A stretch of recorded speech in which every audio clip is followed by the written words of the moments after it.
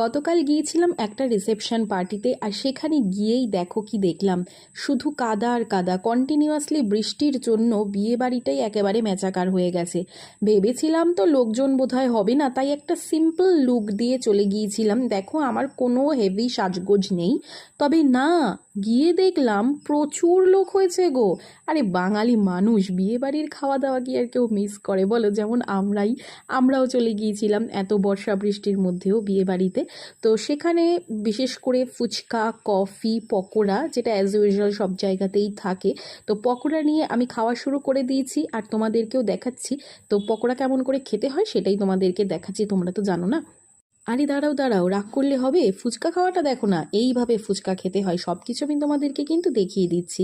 এবার চলে এলাম খাওয়ার টেবিলে। প্রথমে স্টার্টারে ছিল এগ টেবিল, যেখানে আমি সমস্ত কোডিংগুলো বের করে দিয়ে শুধুমাত্র ডিমটাই খেয়েছিলাম।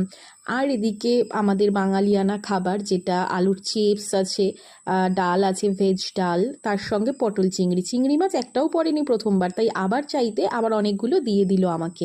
এরপর ছিল ফ্রাইড রাইস, এবং ফ্রাইড রাইসের সঙ্গে ছিল চিকেন কষা। প্রত্যেকটা সলিড পিস ছিল, যেটা আমি খেতে একদমই পছন্দ করি না, কিন্তু একটা লেগ পিস ছিল যেটা আমি খুব ভালোভাবে খেয়েছি। তারপর আর কি, চাটনি, পাঁপড়, মিষ্টি, এগুলোই ছিল।